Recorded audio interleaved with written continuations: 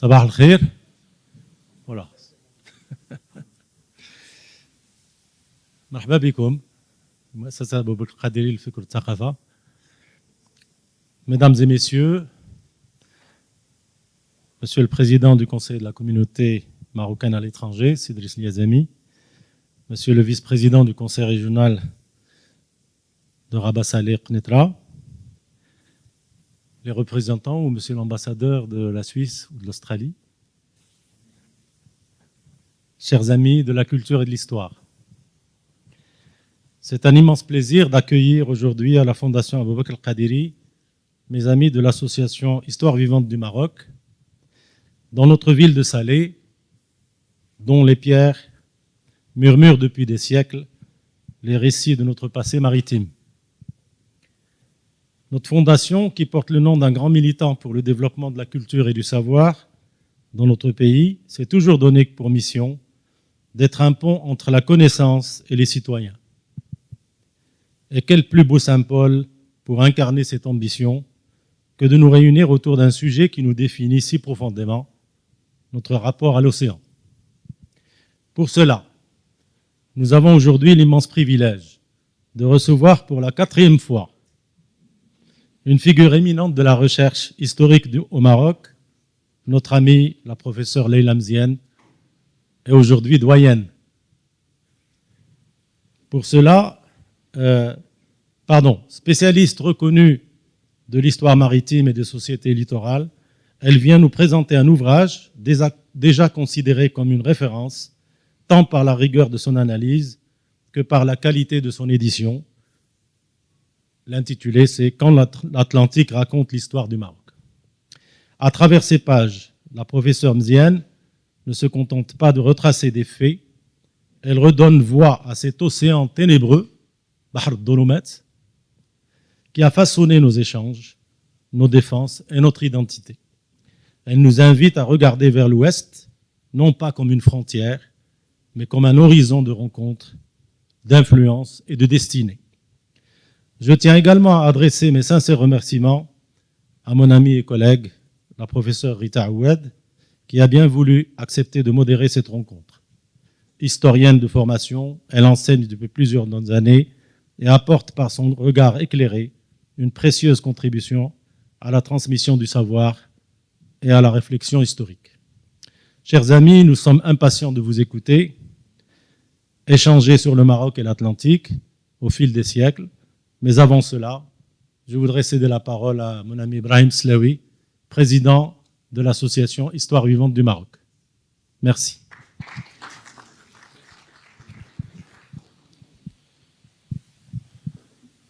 Bon, bonjour à tous et à toutes. Je ne vais pas vous ennuyer sur un discours long, mais je trouvais que c'était une bonne opportunité de parler des activités de l'association et de donner peut-être aussi un contexte à cette conférence.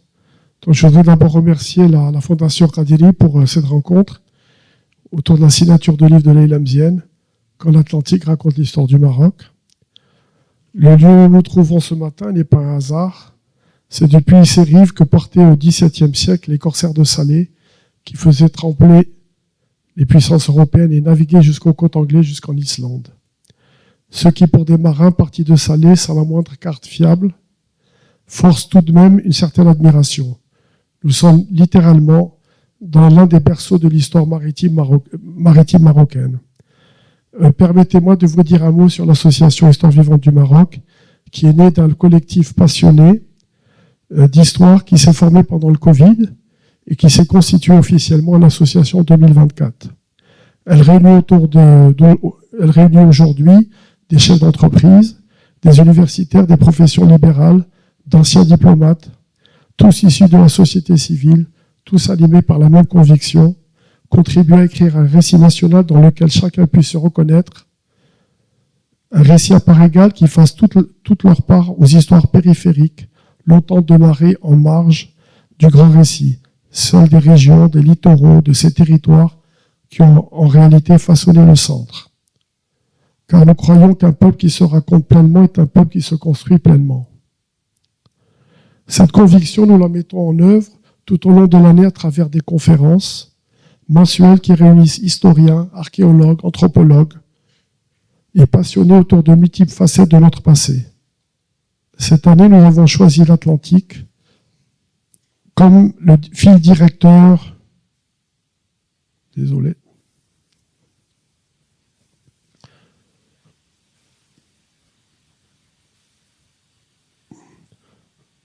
Nous avons choisi l'Atlantique comme le fil directeur de ces événements, un fil qui relie nos conférences, nos publications ou nos expositions autour de cette dimension maritime, trop longtemps tenue à la marge de notre récit collectif. Et nous portons notre mission à travers des projets éditoriaux et des expositions. En 2023, nous avons produit l'exposition Parcours de sens, tirée du livre de Nabil Moline, sur l'histoire des drapeaux du Maroc. Ouvrage que nous avons également eu l'honneur de publier. Le livre que nous célébrons ce matin s'inscrit dans cette même ambition. Faire vivre l'histoire au-delà des bibliothèques et la rendre à ceux à qui elle appartient. Il nous offre justement un récit que nous ne connaissions pas assez bien, celui d'un Maroc maritime atlantique, ouvert sur le monde depuis l'aube des temps. Sous les Almoravides et les Almohades, le Maroc ne subissait pas l'Atlantique, il le maîtrisait. Puis vinrent les corsaires de Salé qui surent réinventer cette maîtrise face à l'adversité. Cette histoire nous dit que nous ne sommes pas seulement un peuple de l'intérieur, des montagnes et des oasis. Nous sommes aussi profondément un peuple de la mer. Et elle n'est pas close. Aujourd'hui, le Maroc exerce sa souveraineté sur plus de 3500 km de côte atlantique. Permettez-moi d'ailleurs de vous annoncer que cette histoire continuera à se raconter très bientôt sous une autre forme. Début juin 2026, Histoire vivante du Maroc présentera à la Fondation Abdelrahman Slaoui une exposition hybride et immersive consacrée au cancer de Salé, en collaboration avec l'ambassade des Pays-Bas. Preuve, s'il en fallait, que 4 siècles plus tard, nos relations avec nos anciens adversaires se portent admirablement bien.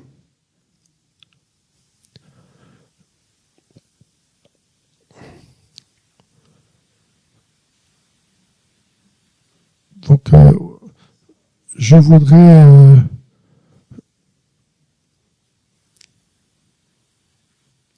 donc, avant de céder la parole à Leïla Mziane, je tiens à remercier chaleureusement,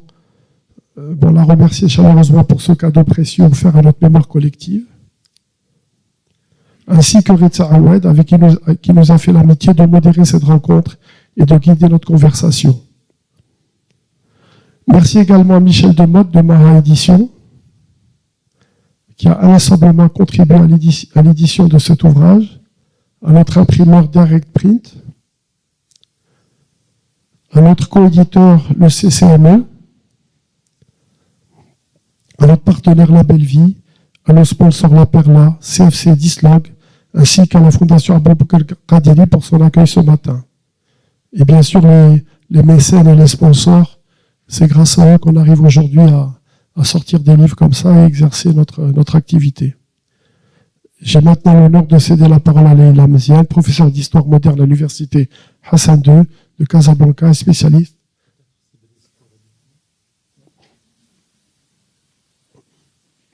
Donc, je vais céder la parole à Sidis pour qu'il lui dise au moins un mot. Merci. Vraiment, je pense que, chers membres de la famille Khadri, d'abord, je voudrais, mesdames et messieurs, excellent monsieur l'ambassadeur d'Australie, mesdames et messieurs, chacun en son nom et qualité. D'abord, un merci de venir un samedi matin si tôt, mais je crois que le déplacement vaut le coup. Moi, d'abord, je voudrais dire mon émotion et mon plaisir d'être ici dans la maison d'un très grand patriote, d'un pionnier du nationalisme marocain et d'un très grand homme de culture, disons, qui honore la mémoire de cette belle ville aussi de culture et d'histoire qu'est Salé. Le livre, nous avons eu plaisir à coéditer ce livre pour une raison très simple. Nous sommes dans un processus, à mon avis, depuis maintenant au moins 2 décennies, de relecture au pluriel de l'histoire du Maroc. Et ces relectures éclairent l'histoire du Maroc par divers nouveaux angles, et l'angle des mobilités humaines des Marocains est un des angles. D'où, vous comprenez que pour le président du Conseil de la communauté marocaine à l'étranger, qui travaille essentiellement sur les mobilités des Marocains, cette relecture rejoint d'autres relectures qui montrent que l'immigration marocaine, contrairement à une idée très très présente dans nos esprits, date au moins de la moitié du 19e siècle.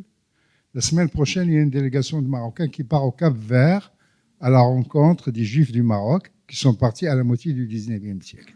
Et donc nous sommes dans ce processus de relecture au pluriel toujours de l'histoire des mobilités marocaines. Et l'œuvre de Leïla Mziane, et cet ouvrage en particulier, nous amène à une relecture de l'histoire du Maroc.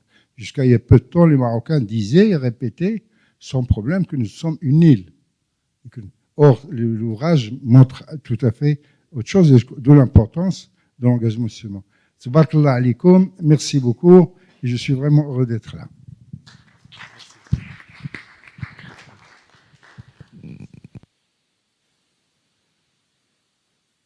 Non, oui. Alors bonjour à tous. Merci beaucoup à la Fondation Aboubakr Kaderi de nous accueillir aujourd'hui. Je suis très honorée d'être là aujourd'hui et surtout très heureuse de retrouver mon amie Leïla Mziane ainsi que toutes les personnes que j'ai pas vues depuis longtemps, proches, la famille et aussi les amis.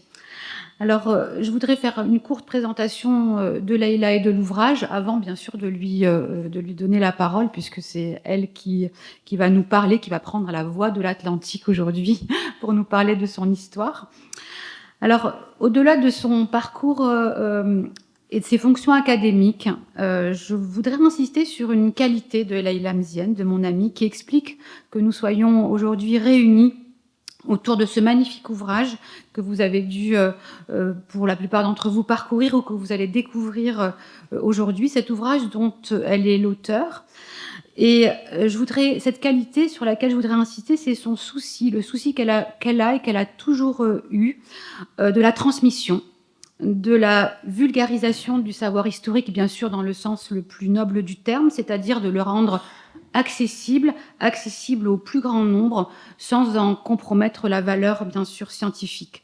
Je peux en témoigner, puisque nous avons participé ensemble, nous nous sommes rencontrés au rendez-vous de l'histoire de Rabat, qui, au tournant du millénaire, il y a donc de nombreuses années, était un moment de grande joie historique, de rencontre avec des publics divers qui fêtaient l'histoire face à des publics scolaires, un grand public.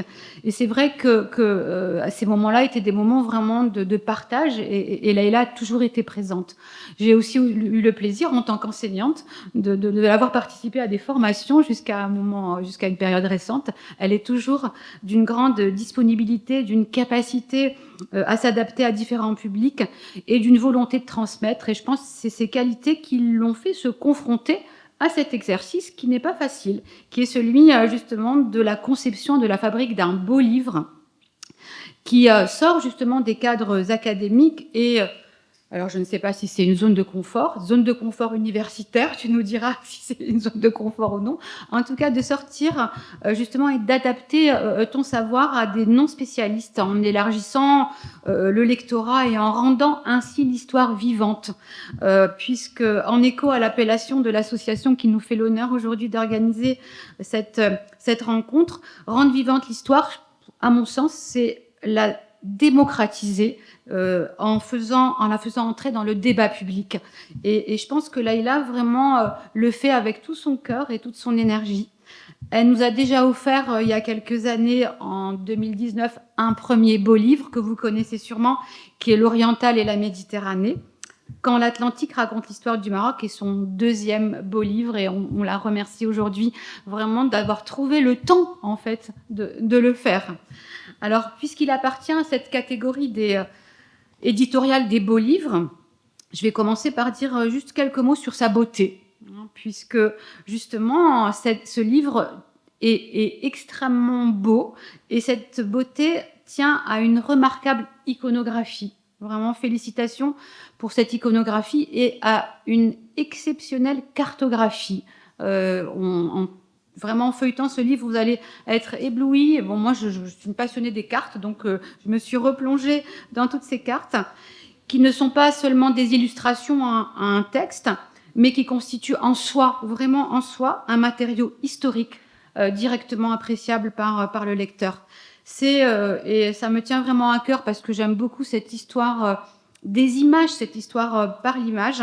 L'image sont vraiment ici au cœur du récit historique si elle n'en constitue pas vraiment le fil.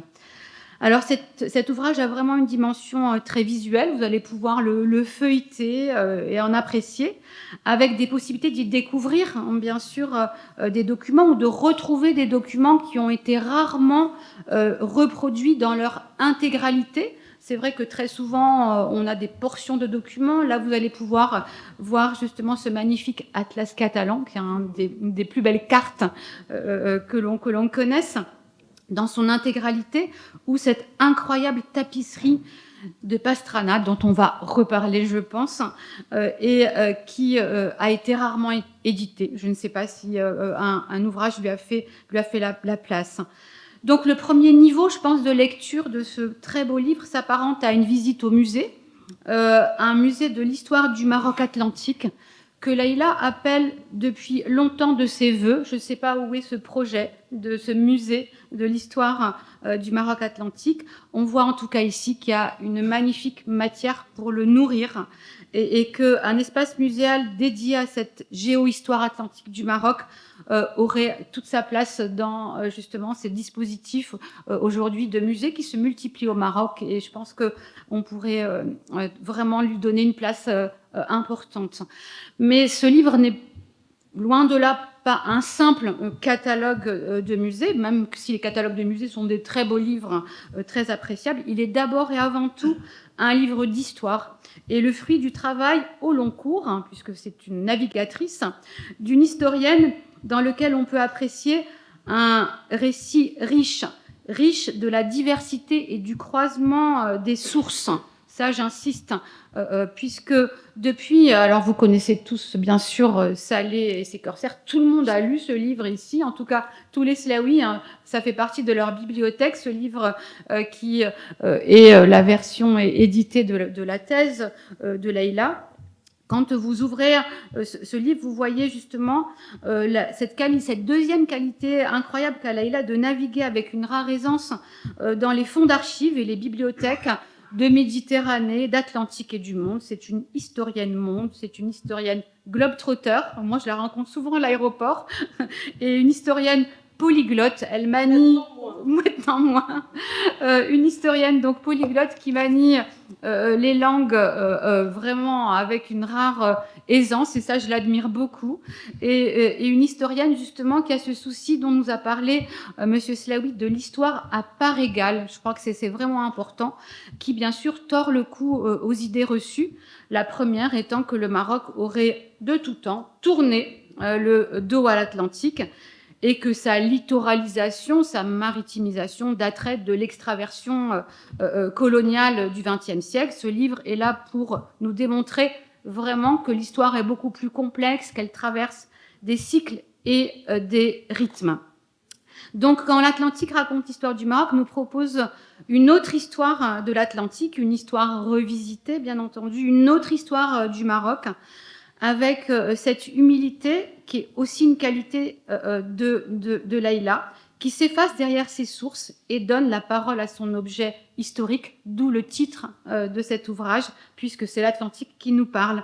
Mais c'est aujourd'hui, Leïla, qu'on va écouter prendre la parole, et merci beaucoup, beaucoup d'être là. Ça me fait un immense plaisir de mener cette discussion avec toi.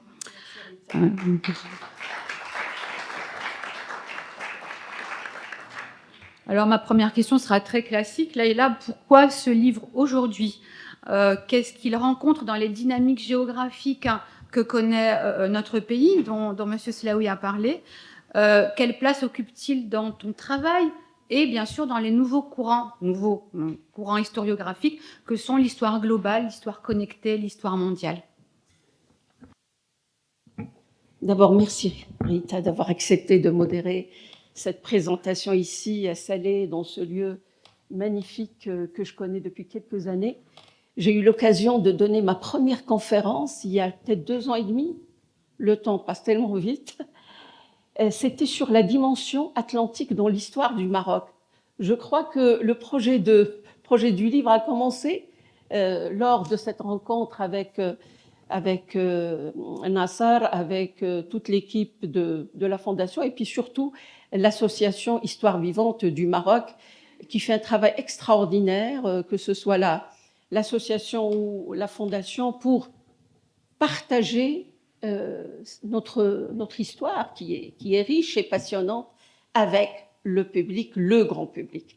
Et donc, après, c'est vrai, je suis revenue pour partager cette passion avec les élèves aussi du collège espagnol qui avaient fait le déplacement, qui voulaient savoir un peu plus sur notre histoire, sur leur histoire, parce qu'ils sont majoritairement marocains, mais malheureusement, ils connaissent plus l'histoire de l'Espagne, c'est comme le cas des missions françaises, ils connaissent plus l'histoire du roi Soleil et de Versailles que l'histoire de Moulay Ismaïl et la cour de Meknès.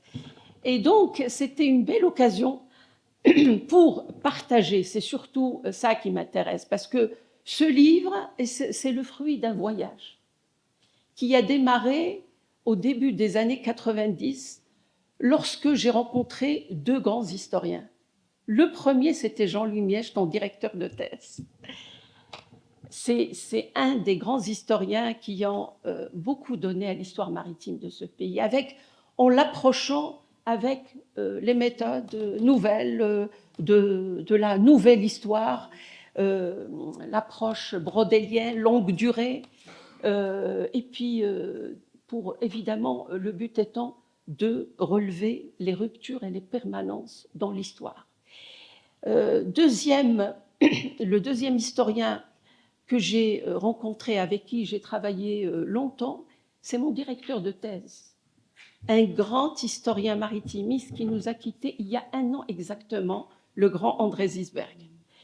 André Zisberg, quand je lui ai écrit, à l'époque, on envoyait des lettres manuscrites qui passaient par la poste. Nos enfants aujourd'hui ne savent même pas ce que c'est. Et donc, je lui ai envoyé une lettre en lui disant que voilà, j'avais rencontré Jean-Louis Mièche qui m'a encouragé à travailler sur les corsaires. Et donc, je lui ai écrit, il m'a dit, ça m'intéresse, parce que lui, il est spécialiste du monde des galères, dans le sens littéral du terme. Et donc, il avait fait un travail extraordinaire. C'est l'élève d'Emmanuel Leroy-Ladurie. C'est lui qui a informatisé la nouvelle bibliothèque de France. Gallica, c'est lui. Il avait publié un livre sur l'histoire et l'informatique. Et puis, ils avaient un laboratoire qui a été créé par Pierre Chonu.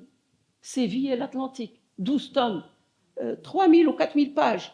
Donc, j'ai eu la chance d'avoir croisé, travaillé avec des hommes d'exception et une cartographe aussi d'exception, Maggie Desgardins, qui m'a beaucoup aidée dans tout ce qui est cartographique. Donc André m'a dit, Leïla, sur mes galères, il avait publié le livre « Vie et destin de 60 000 galériens de France », de Louis XIV jusqu'à la dislocation des corps des galères au temps de Louis XV. Il en a recensé 60 000. Et parmi ces 60 000, il retrouvait des captifs maghrébins, dont ceux de Salé. Et il m'a filé un rôle qui veut dire tout simplement une liste. Rôle des esclaves turcs sur les galères de Louis XIV. Ils étaient au nombre de 8 000. Et donc moi, grâce à André, j'ai appris à travailler sur les bases de données, sur Excel. On faisait l'histoire, mais ce qui nous intéressait, c'est comment matérialiser les sources, donc à travers une approche plutôt prosopographique. C'est-à-dire, on mobilise des milliers de documents pour sortir une liste, par exemple, de captifs, de corsaires. Et donc, cette fameuse liste, ou ce rôle des esclaves turcs, qu'il avait trouvé aux archives de Toulon.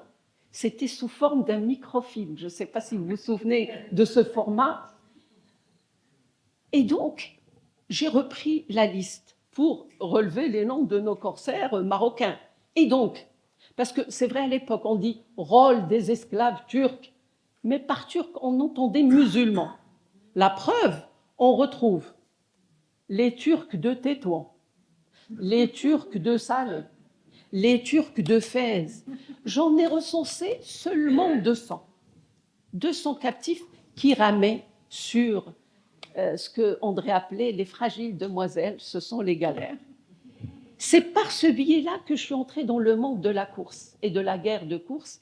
Et c'est par ce biais que j'ai découvert l'Atlantique. Parce que déjà, quand j'étais ici à la faculté de Kénitra, j'ai eu la chance d'avoir un professeur marocain, historien de renom, qui venait de débarquer de Bordeaux et qui nous a fait découvrir les annales. On avait 18 ans, 19 ans, l'Oustad Mohamed Houbaïda.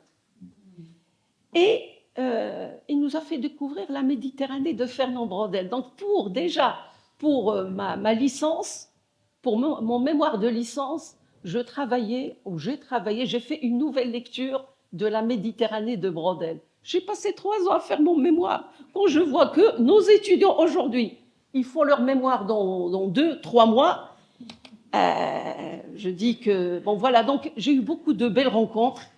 Et donc de la Méditerranée m'a ouvert l'appétit sur le monde atlantique.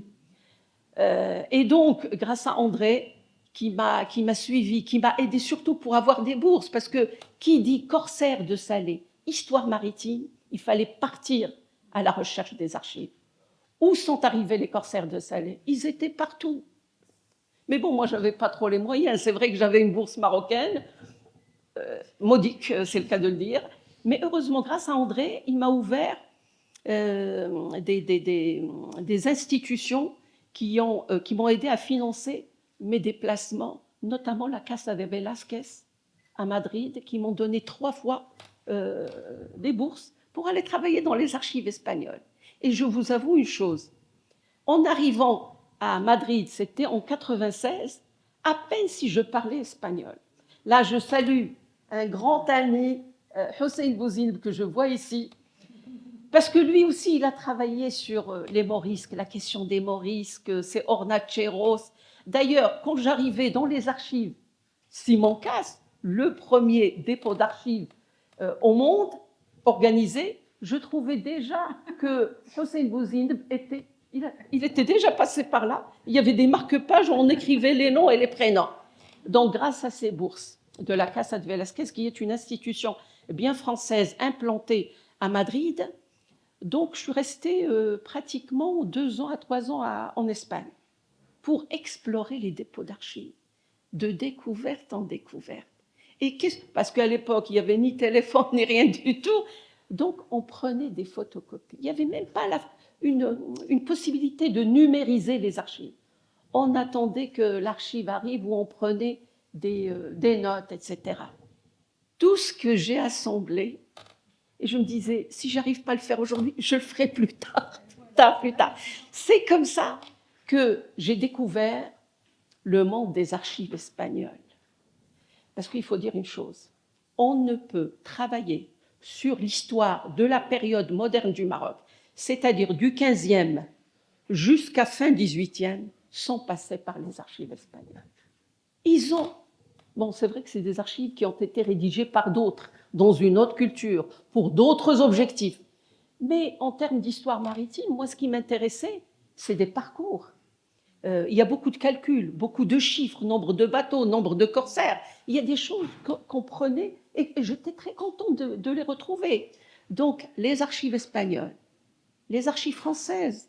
J'ai démarré par les archives de la Chambre de commerce de Marseille, qui est une mine d'or. Il y avait Patrick Boulanger à l'époque, donc un personnel, je ne vous raconte pas, qui vous donne envie de rester. Les archives diplomatiques de Nantes, les archives nationales Le Caron, dans le Marais, là-bas, il y a un dépôt d'archives extraordinaire sur notre pays. Parce qu'il y a aussi un angle d'attaque en termes des archives. Il y avait les sources inédites de l'histoire du Maroc. C'est un ensemble de 30 volumes. Et dans chaque volume, il y a 500 à 600 pages. Un effort colossal qui a été fait au temps du protectorat français pour réunir, pour écrire l'histoire du Maroc et pour recueillir des documents venant de 5 pays. Portugal, ils ont démarré avec le Portugal, je crois 4 tomes, l'Espagne 4 tomes, et puis les Pays-Bas, la France, je crois, il y a au moins une douzaine de tomes, c'est la série la plus complète, et le Royaume-Uni. Et donc ce qui est intéressant, bon, évidemment, ils ne vont pas publier toutes les archives, mais ils font des choix. Et avec ces choix, dans différentes langues, du portugais du XVIe siècle et du XVe siècle, mais aussi d'autres langues. Et ce qui est intéressant dans ces sources inédites de l'histoire du Maroc, c'est que même si c'est écrit en néerlandais, il y a toujours une introduction et des notes infrapaginales écrites en tout petit, mais quelquefois ils nous éclairent sur tout ce qui reste à faire. C'est comme ça, c'est à travers les sources inédites, d'ailleurs que j'ai jusqu'au jour d'aujourd'hui, je l'avais mis sur Excel avec le résumé de chaque document. Chaque fois que je veux chercher quelque chose, je mets juste rechercher. Et donc j'ai créé une base de données qui m'a permis de retrouver les traces de nos corsaires. D'ailleurs, la fameuse liste que j'ai intégrée déjà dans ce livre, les listes de nos corsaires, malheureusement, les malheureux corsaires qui étaient pris par le grand corsaire dunkerquois Jean Bart, en juillet 1681, j'ai retrouvé cette liste écrite par le frère Leken pour le navire. Il a dressé la liste des corsaires capturés, nom, prénom, à cette époque, en cherchant dans les archives nationales de France. Donc, comme je dis, c'est un voyage qui a démarré il y a très longtemps, et les historiens, ils ont cette manie de réunir les documents d'archives en se disant, viendra un jour où je travaillerai sur cette masse d'archives. Et c'est vrai, le plus clair de cette matière, je l'ai mobilisé pour le premier livre, les archives portugaises aussi, Torre do Tombo. J'étais aussi à Den Haag, La Haye, les archives royales de La Haye, qui disposent de milliers de mètres linéaires sur l'histoire du Maroc. C'est vrai qu'une partie a été publiée dans les sources inédites de l'histoire du Maroc, mais tout reste à faire. Et donc là-bas aussi, ce qui est intéressant avec les archives, c'est que évidemment le plus clair de la documentation est rédigé dans la langue nationale, mais il y a d'autres documents qui sont rédigés ou en français, ou en arabe, ou en hébreu, dans le cas des archives de La Haye. Et donc là, dans les archives de La Haye, j'ai retrouvé la deuxième vie du grand corsaire Abdullah ibn Aïcha. Parce que tout le monde sait, d'après les travaux déjà publiés, notamment le fameux Roger Coindreau, publié en 1948, qui, bon, il est né corsaire et marin, promu amiral et ensuite ambassadeur. Les gens retiennent plus sa vie en tant qu'ambassadeur dépêché à la cour de Versailles en 1698-99 que sa vie de marin. Mais ce qu'on a appris grâce aux archives néerlandaises, c'est que Abdullah ibn Aïcha est retourné à la mer et il se fait capturer par cette fois-ci des pirates zélandais. Il le capture sur son navire. Il était en compagnie de son fils et de son frère, à hauteur de Lisbonne. On l'emmène à la prison de Lisbonne où il reste quelques mois. Le fameux Abdullah ibn Aïcha. Mais ce qui est intéressant aussi dans les archives néerlandaises, c'est qu'il nous fait une description détaillée de son bateau, de son équipage, du nombre d'équipages. Et puis, on apprend, grâce à ce document, que le sultan Moulay Ismaïl va entamer des négociations directes avec les provinces unies des Pays-Bas pour racheter son capitaine, qui est Abdullah ibn Aïcha. Il réussit à le racheter rapidement en échange de tous les captifs hollandais au Maroc. Abdullah ibn Aïcha arrive à Rabat, il laisse son bateau à Lisbonne et il meurt quelques mois plus tard. On n'a jamais pu récupérer son bateau resté à Lisbonne. Donc voilà, c'est les découvertes des archives. Et voilà. Donc, alors, on a bien saisi ton amour des archives et tu nous le transmets. Parce que tout commence avec, dans les archives. Oui, tout à fait. Alors, Je voulais juste reprendre justement la question de départ. C'était pourquoi aujourd'hui ce livre, Oui. quelle est son actualité? Un historien, c'est quelqu'un qui vit dans son époque. Et donc, quelle est son actualité aujourd'hui? L'actualité, c'est que depuis 30 ans, en travaillant sur tout ce qui a été publié, sur les archives aussi, on a découvert que finalement le Maroc n'a jamais donné son dos à la mer, que la mer a toujours été omniprésente dans l'histoire des hommes. C'est ce qui m'a intéressée. Donc c'est vrai que moi je suis spécialiste de la période moderne, je suis moderniste, donc 15e, début 19e jusqu'à la prise d'Alger, mais je suis brodélienne aussi. C'est-à-dire on ne peut comprendre ce qui se passe, par exemple, au démarrage, c'est-à-dire 15e siècle, qu'en embrassant une période plus large. Donc il fallait revenir sur la période antérieure, le Moyen Âge, la période médiévale, et puis se projeter au-delà de la période du XVIIe, XVIIIe siècle, pour comprendre les dynamiques internes. Et puis, à un certain moment, je me suis amusée à chercher des traces aussi dans l'Antiquité, parce que c'est vrai que c'est une période fascinante, l'Antiquité. C'est un monde à part, le monde antique, parce que les outils et les méthodes changent par rapport à la période moderne. Les textes sont différents, beaucoup de sources archéologiques, et puis il y a les sources grecques et romaines qui décrivent des sites extraordinaires. Et puis il y a les périples. Le périple d'Hanon, je crois au 5e siècle avant Jésus-Christ, qui a longé les côtes marocaines. Il est allé jusqu'au golfe de Guinée. Et puis, il est passé par pratiquement tous les comptoirs marocains.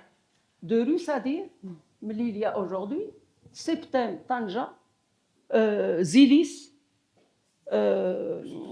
Lixus. Parce que Lixus, il faut le dire, Rita. Ah ben voilà, donc Lixus. Lixus, je pense. Là, on a pris quelques documents, ah ben voilà. quelques objets qui sont publiés dans ton ouvrage. Et moi, j'en ai choisi 5. Et justement, peut-être qu'ils veulent filer un peu cette histoire. Tout à fait. Là, on est où et pourquoi cet objet est-il intéressant, cet objet repère? Alors, pourquoi le choix de la numismatique? Parce que, comme j'ai dit, l'Ixus a une histoire à part, parce que, je le dis souvent, c'est un des ports les plus anciens du monde atlantique. Je pense bien avant Cadix.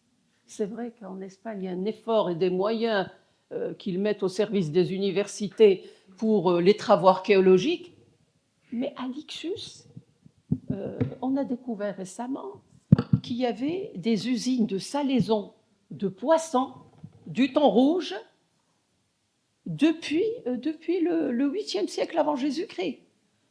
Quand on retrouve, quand on retrouve des traces de ce temps sur les monnaies, ça explique aussi l'omniprésence de la pêche dans la vie des hommes du Leucos et de l'Atlantique. Parce que, je le dis aussi dans mon livre, j'ai essayé de lire tout ce qui a été publié récemment sur l'Ixus.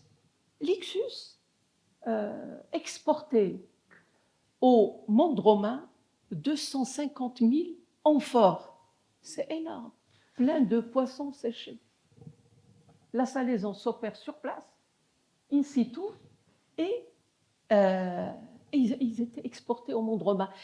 Au nord de l'Arrache, on a découvert aussi des coquillages de murex. Le murex, évidemment, il aide à extraire une matière qui s'appelle la pourpre. On dit la pourpre, le pourpre, mais c'est pour teindre les étoffes des élites. C'est pour vous dire que cette présence, il y a mon ami qui est là, qui connaît très bien le site de l'Ixus, c'est-à-dire qu'il y a une culture maritime à travers un format très pacifique qui est la pêche. Et puis l'industrie navale aussi, voilà, l'industrie de la pêche. Si on va aujourd'hui sur le site de l'Ixus, on voit des salines le long du Leucos jusqu'au jour d'aujourd'hui. C'est un site qui sent la culture et la maritimité du lieu. Donc, Évidemment, j'étais très confortée par ces trouvailles faites récemment, notamment grâce à l'Institut l'INSAP. Et donc, j'ai mobilisé toutes ces sources. Et puis, je suis partie, évidemment, j'ai eu la chance d'avoir des travaux extraordinaires pour la période suivante. L'Astrolabe, oui. Et là, on vient justement à cette dimension d'Andalousie atlantique, de Méditerranée atlantique.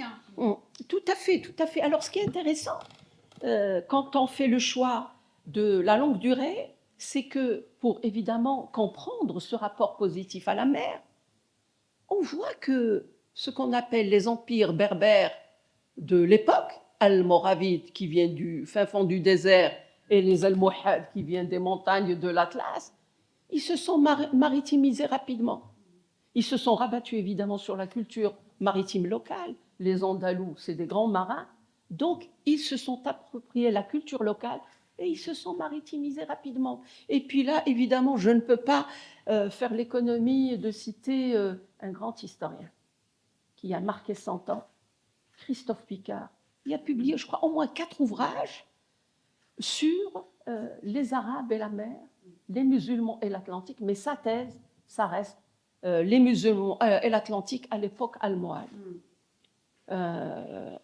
Une thèse magnifique, publiée, je crois, en 1996. Et il a publié récemment, en 2016, je pense, La mer des califes, donc retour à la Méditerranée. Il a, à travers les sources arabes, il maîtrisait la langue arabe, c'est une grande famille d'historiens, Christophe Picard. À travers les sources arabes, on découvre le rapport à la Méditerranée, à l'Atlantique, à travers toutes les expressions de culture maritime, c'est-à-dire l'industrie navale. Et puis, à travers ces sources, on découvre que ces royaumes dits berbères, amazirs, qui ont régné sur ce qu'on appelle le Gharb islami, l'Occident musulman, on découvre qu'ils ont réussi à aligner des flottes extraordinaires. 400 unités lors de l'attaque des îles Baléares par les Almoravides. Et puis les Almohades, ça va jusqu'à 350 à 400 unités à l'époque almohade, c'est-à-dire fin XIIe siècle, début XIIIe siècle. C'est-à-dire ils ont réussi à constituer non seulement des flottes, des arsenaux. Et ils ont pratiquement tout inventé, dont la marine à l'époque almohade. Et à chaque fois, je ne peux m'empêcher de citer un exemple, parce que je le dis souvent, Yaqub al-Mansour al-Mouhidi, à qui je rends un honneur particulier dans ce livre, parce que j'ai découvert une nouvelle iconographie je l'ai cité la dernière fois, mais je le dis aujourd'hui aussi, une iconographie relevée dans un palais de Firenze, de Florence, au XVe siècle. Ils ont retenu 4 grands hommes qui ont marqué l'humanité, et parmi eux, il y a Yaqub al-Mansour al-Mouhidi, qui, comme vous le savez, c'est le vainqueur de la bataille d'Alarcos, 1195, le fondateur de la ville d'en face, maintenant je suis à Salé, la ville d'en face, Rabat. Il avait déjà une vision positive de l'Atlantique, il décide d'asseoir une de ses capitales à Rabat. C'est le fondateur de Rabat.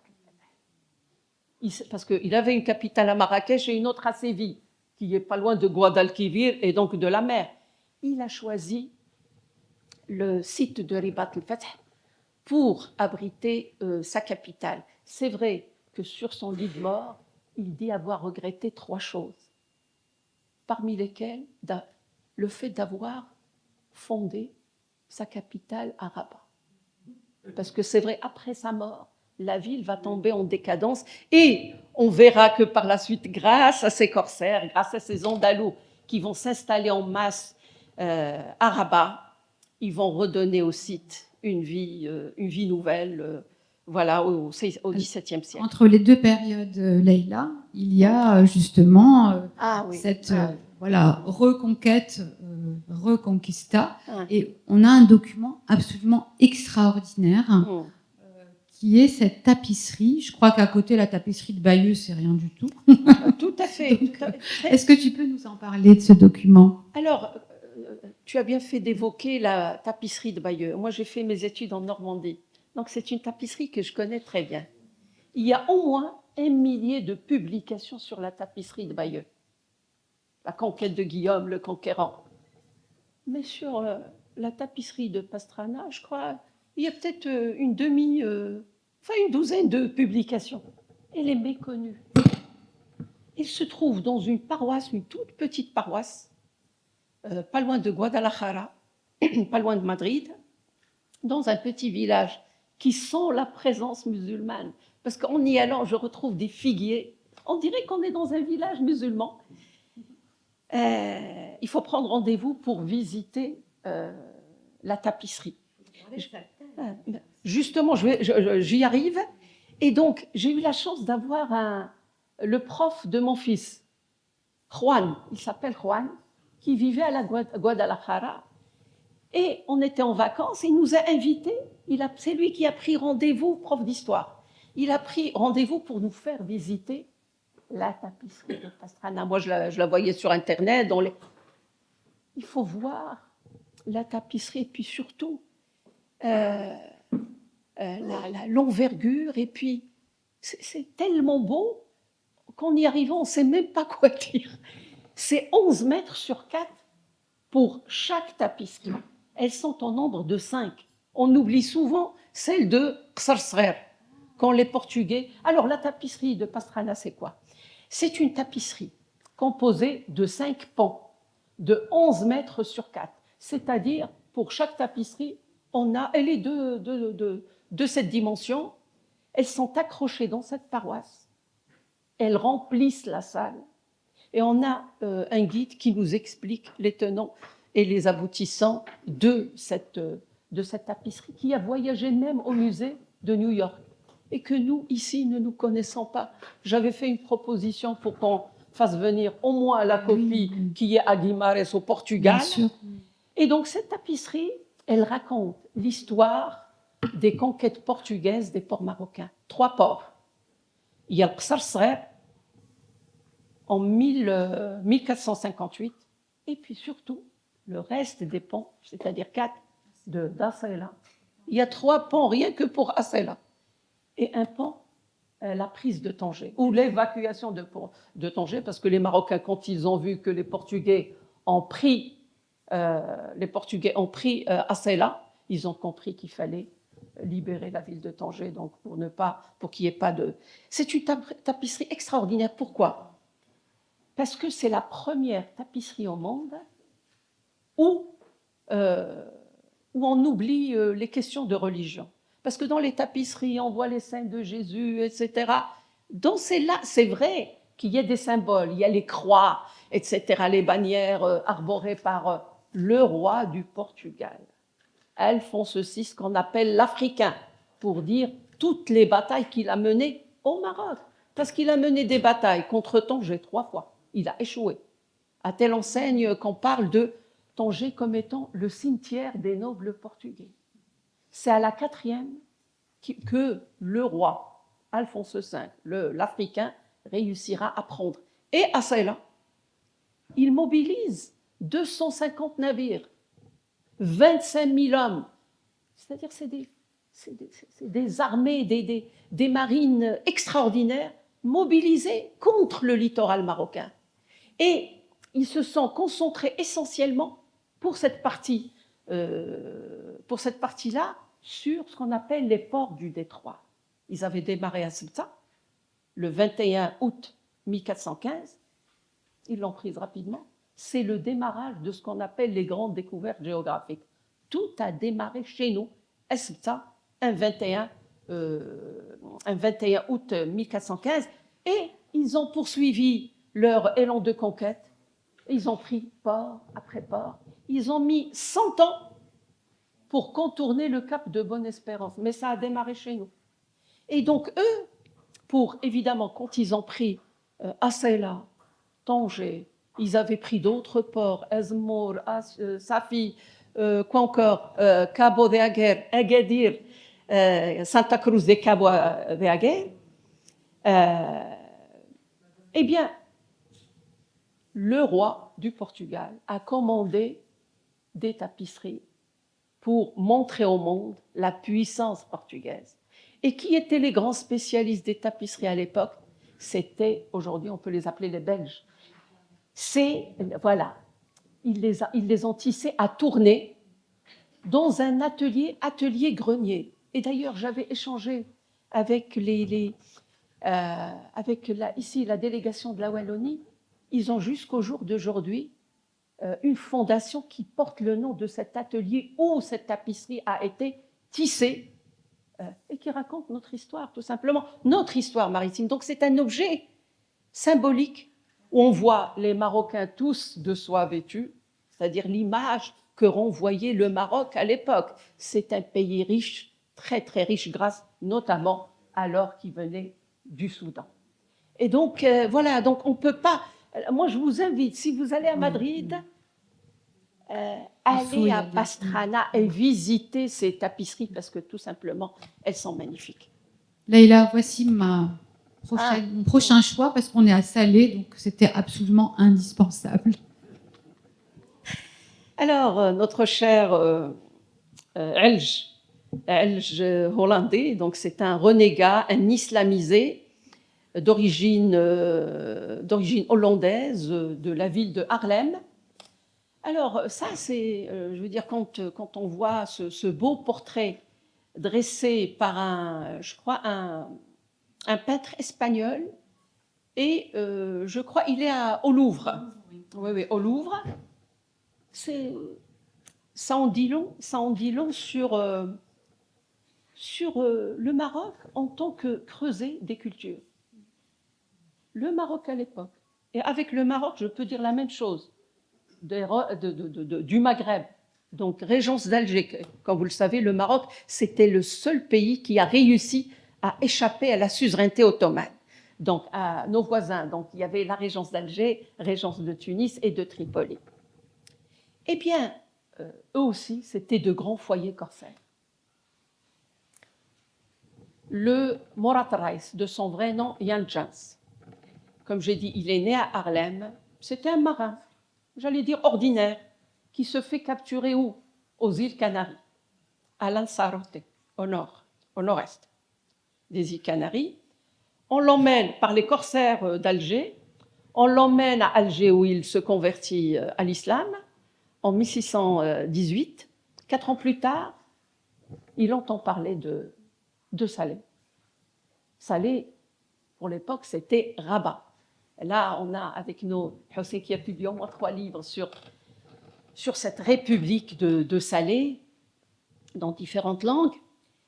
Et donc, il se déplace. Il y avait une mobilité, et ça, c'est un point très, très important.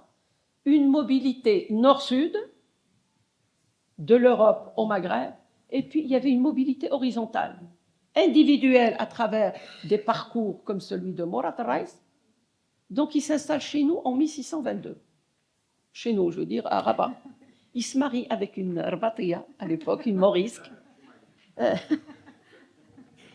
Et il va gravir les échelons rapidement parce que quand il était à Alger, son parrain, j'allais dire, était un autre amiral hollandais qui lui a tout appris. Mais quand il est mort, il a préféré partir. Donc il s'installe à Salé et rapidement il devient l'amiral de la flotte de Salé.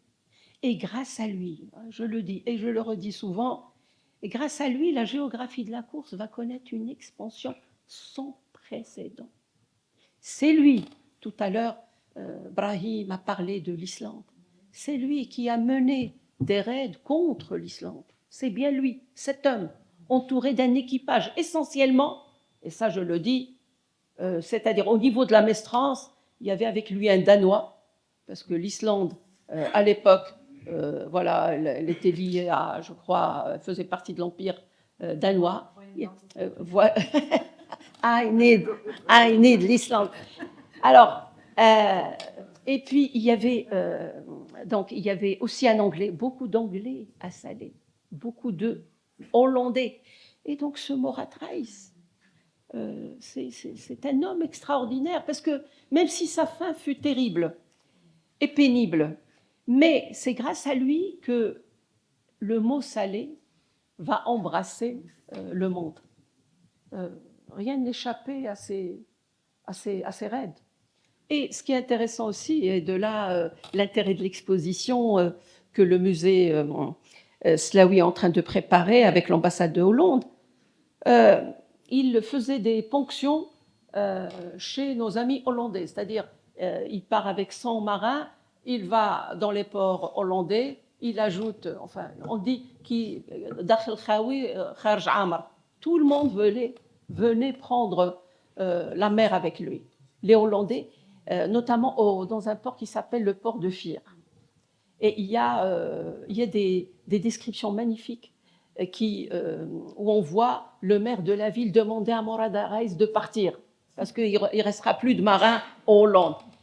Ce même Morat Reiss, il s'est installé au Maroc, mais après, il va revenir à Alger. C'est des hommes qui voyagent beaucoup.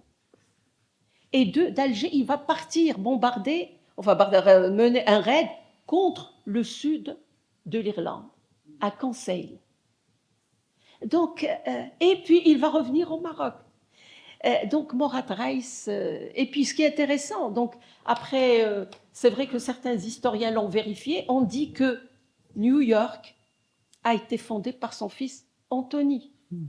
Et comme je l'ai dit la dernière fois, je le dis parce que c'est une thèse soutenue à l'université de Lille, où on retrouve sa femme jugée par le tribunal de New York, accusée de sorcellerie. Enfin, par sorcellerie, parce que, bon, New York, c'est surtout Nouvelle-Amsterdam, c'est une ville protestante, et il y a Anthony, le fils de Morat Reiss, qui arrive avec une femme qui était elle aussi hollandaise, mais en passant par le Maroc, ils ont pris les habitudes de la culture marocaine, et donc ils les ont accusés de sorcellerie, et elle a été jugée par le tribunal de New York. Donc on retrouve, moi au début je me dis non mais attends, non, c'est trop là peut-être. Mais c'est un ami, un chercheur, qui m'a envoyé une thèse soutenue où on fait référence à Anthony, le fondateur de la ville de New York, et à son épouse qui est jugée par le tribunal de New York au début du XVIIe siècle. Donc déjà, ce Morat Reiss... En tout cas, il nous fait rentrer dans cette histoire des hybridations identitaires qui participent à la dimension atlantique du Maroc, à ces brassages qui sont aujourd'hui chers à l'histoire connectée, mais vraiment. Tout à fait. Voilà. Tout à fait. Alors, j'ai sauté vraiment au XXe siècle. Ah oui, parce carrément. que mon choix est très hétéroclite, là. Mais ça, c'est un objet qui vaut justement une présentation pour parler peut-être de Casablanca. Tout à fait, tout à fait. Alors, ce qui est intéressant dans l'histoire du Maroc, c'est que il y a des ports qui naissent, mais il y a d'autres qui disparaissent. C'était comme ça depuis la nuit des temps. Il y a des ports perdants, des ports gagnants, mais un des ports gagnants du Maroc, c'est le port de Casablanca. Et c'était la volonté du résident général de l'époque, le maréchal Lyautey, le premier résident général de France au Maroc. C'est lui qui a décidé de construire. Et là, il y a une polémique extraordinaire. Où est-ce qu'on va construire le port? À Tanger, à Agadir, à Safi? Mais ce qu'il a fait, c'est qu'il s'est entouré d'une poignée de technocrates, d'ingénieurs formés à l'école française. Il leur a donné le dossier. Allez, cherchez-moi le port où on va construire un seul grand port moderne au Maroc. Et à chaque fois, je le répète aussi, il y a un homme. D'ailleurs, je mets sa photo avec Lyautey. C'est Gaston Delure. C'est l'homme par qui le changement portuaire arriva au Maroc au début du protectorat. Gaston Delure, c'était le directeur des travaux publics au Maroc à l'époque. Ils ont fait une enquête et ils ont décidé que le port ne sera construit ni à Tanger, parce qu'il est trop proche de l'Europe, ni dans le sud, parce que c'est loin de l'Europe, mais au centre du Maroc, sur la façade atlantique. Et c'est Casablanca, parce que dans tous les cas, il fallait construire une jetée puissante qui pourrait faire face à la houle atlantique. Et puis Casablanca, elle avait déjà une histoire. Et Casablanca est située entre les deux grands royaumes, Fès, Mamlakat Fès ou Mamlakat Marrakech, les deux grandes régions du Maroc, le nord et le sud. Donc Casablanca, c'est aussi les plaines atlantiques, les riches plaines atlantiques. Le grenier du blé à l'époque romaine. Donc ils ont jeté, Gaston Delure a jeté son dévolu sur le port de Casablanca. Et en même temps, comme je dis souvent, Casablanca, c'était un véritable laboratoire. Les Français ont tout essayé à Casablanca. Ils ont démarré le quartier, dit quartier finance, il a démarré à Casablanca avant la France. Ils voulaient aussi éviter les erreurs commises dans des projets antérieurs en France. En France, ils avaient décidé de démarrer un projet qui consiste à restructurer le monde portuaire en misant sur tous les ports. Ils ont trouvé que c'est ce qu'il ne fallait pas faire au Maroc. Et donc, ils ont dit, on va opter pour ce qu'on appelle la concentration portuaire. Un seul grand port au Maroc et qui sera le poumon économique du Maroc. Je vous parle de 1913, quand les chantiers ont commencé. À un certain moment, on avait 4000 ouvriers qui travaillent dans le port de Casablanca. Et puis, Casablanca, c'est surtout sa jetée. Ils ont construit une jetée de 3 km. Elle est encore visible. En venant ce matin, j'ai pris le train, j'aime bien prendre le train pour venir à Rabat, je vois toujours cette jetée. Bon, et maintenant, elle est à 2800 mètres. Et puis, ils ont décidé, Delure, il a dit, on va construire une jetée, la jetée parfaite, la jetée Delure, qui sera rebaptisée plus tard jetée Moulay Yousf. C'est elle qui abrite la marine royale. Et il a dit, il avait une vision long terme. Il a dit, je construis cette jetée parce qu'après, on peut construire d'autres jetées perpendiculaires. Et il n'y a pas longtemps, Sa Majesté le Roi a inauguré une nouvelle jetée perpendiculaire parce qu'ils ont déplacé le port de pêche, ils l'ont éloigné de la marina. Bon, la pêche, ça sent mauvais, donc ils l'ont mis de l'autre côté du port de Casablanca, pour dire que la vision de Delure, on retrouve sa résonance jusqu'au jour d'aujourd'hui. Le port continue à s'agrandir, mais tout en gardant cette base initiale qui est une jetée parallèle au littoral, en plus des jetées perpendiculaires. À l'époque, il y en avait, je crois, 3 ou 4, maintenant on en est à 6. Et ça va continuer. Donc le port de Casablanca, c'est un port qui ne ressemble à aucun autre. Parce que rapidement, c'est une ville qui a, je dirais, sa vitalité, elle a toujours été là, depuis le Moyen-Âge. Et je préfère le redire à chaque fois, parce que moi, je suis prof à l'université, j'étais prof à l'université Casablanca, je le suis toujours.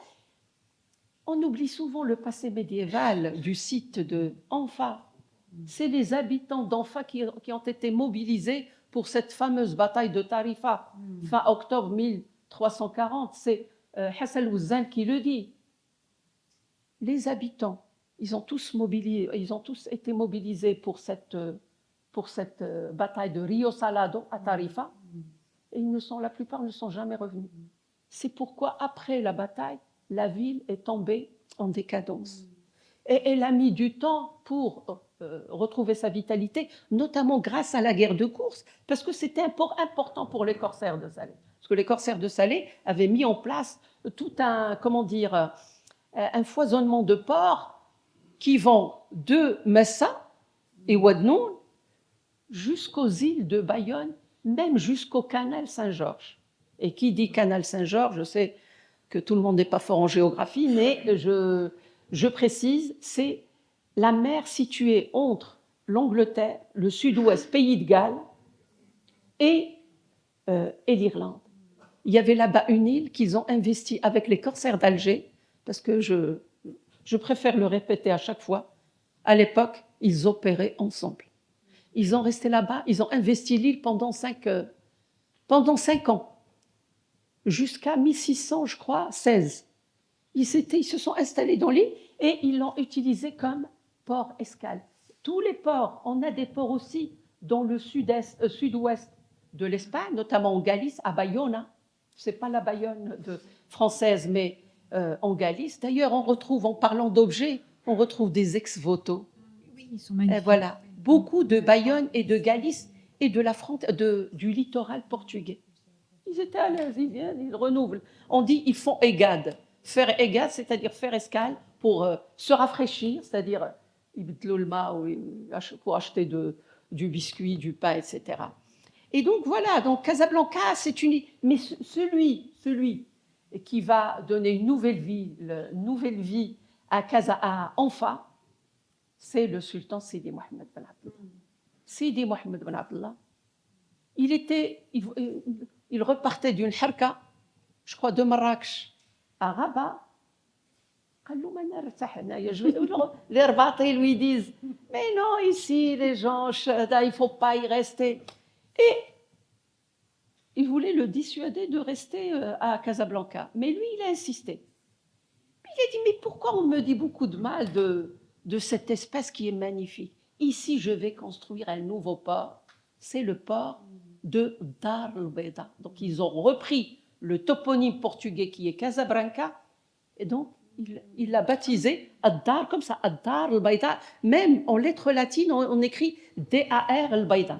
Il décide de construire le port et la ville de Casablanca, et c'est cette ville qui va abriter le premier un consulat espagnol.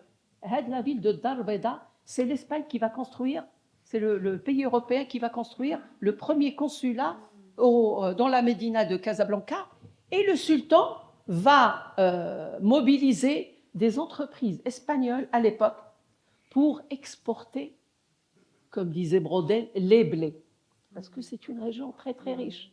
Los cinco gremios de Madrid, le sultan avait besoin d'argent pour son armée, donc c'était donnant.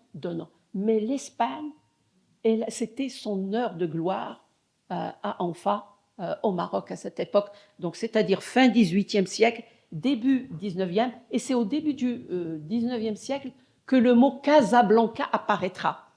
Dar el-Beida, écrite comme ça, va disparaître au profit de Casablanca jusqu'au jour d'aujourd'hui. Et donc là, il y a les travaux de Miège et d'André Adam qui parlent de cette histoire fascinante du 19e siècle. Et puis c'est une ville où il y a eu beaucoup de présence étrangère, et puis beaucoup de compagnies qui viennent s'installer à Casablanca, la compagnie Paquet, pour ne pas la nommer. Et si vous voulez en savoir plus, au musée Slaoui, ils ont des affiches magnifiques. Ah oui, magnifique. Notamment de la compagnie Paquet, cet armateur qui assurait le lien entre l'Europe, le Maghreb, et puis l'Afrique subsaharienne et les Amériques.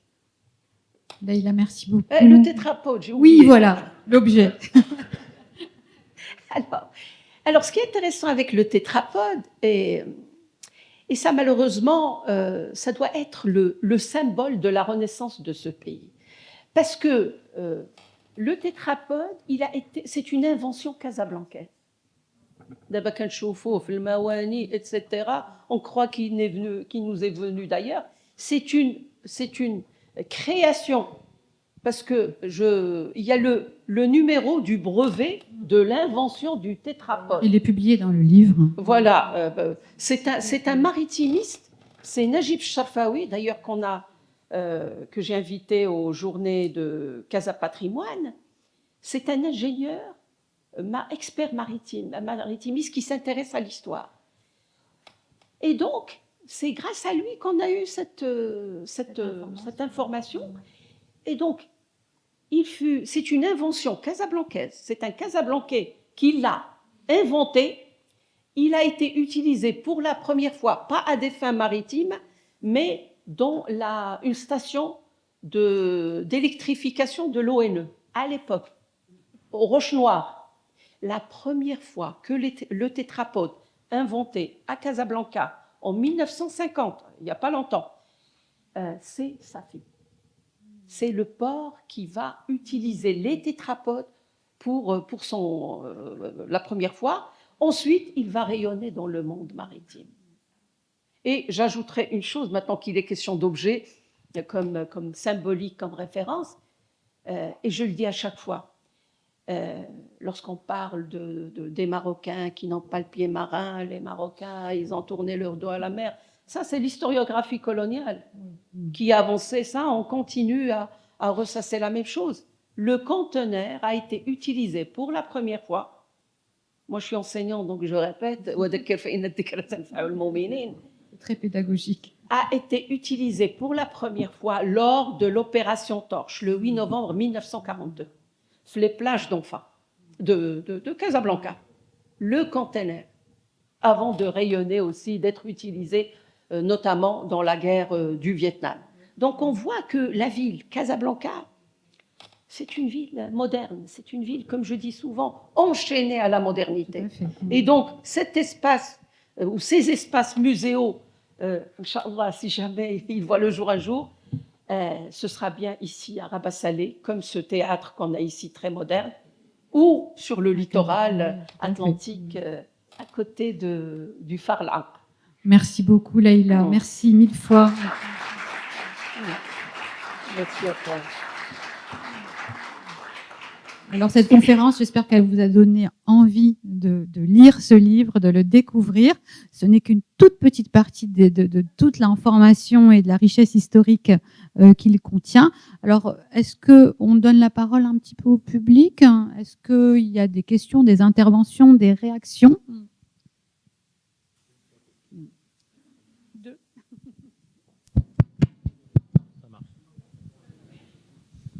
Bismillah ar-Rahman ar-Rahim. Assalamu alaikum. Bonjour à tout le monde. Si vous permettez, Madame la Présidente, je vais réagir en arabe.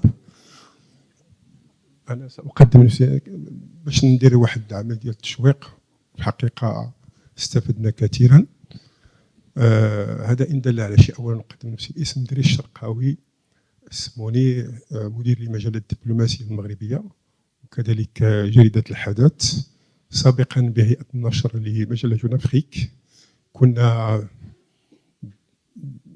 مع ذلك نعمل أمهات الكتب، فأنا دخلت من باب النشر من باب الواسع، وهذه فرصة لأن كان هناك عزوف على القراءة لا ليكتور. دونك حقيقة هذا التقديم، والحقيقة هنا عندي واحد التعقيب بسيط، هو أنني من مواليد مدينة فلا ولكن من أصول أبجات، وهذه المدينة التي قال في حقها ابن خلدون كما قال في بلدان أخرى، المدينة التي لديها ذاكرة وليست لديها تاريخ ليست بمدينة. كما قال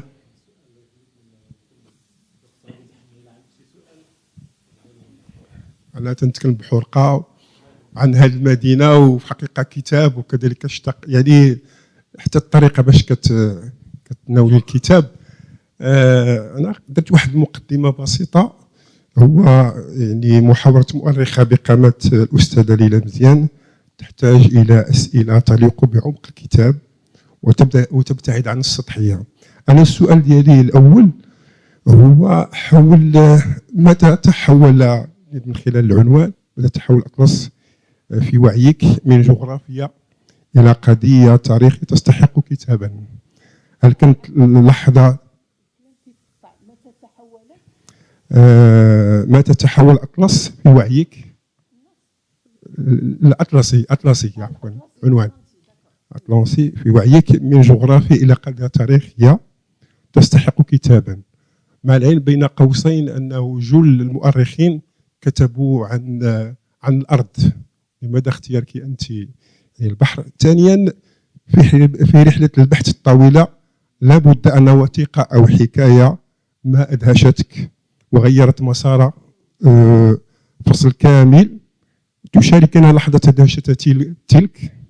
ثالثا أو ختاما، لو اختزلت رسالة كتابك في جملة واحدة تودين أن يحملها القارئ معه بعد أن يغلق الصفحة الأخيرة. ماذا ستكون؟ وسأسمح على الإطالة وشكرا. Donc je dois. Attends, je crois directement parce que je crois qu'il y a 3 questions. ثلاثة أسئلة.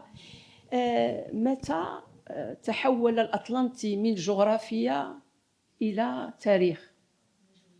Je crois déjà عندنا ما يسمى بلي mythes. Le Maroc est omniprésent dans les mythes gréco-romains. À travers la mosaïque, un autre objet que j'ai mobilisé. Dans les mythes, le Maroc est omniprésent. Les fameux jardins d'Hespérides,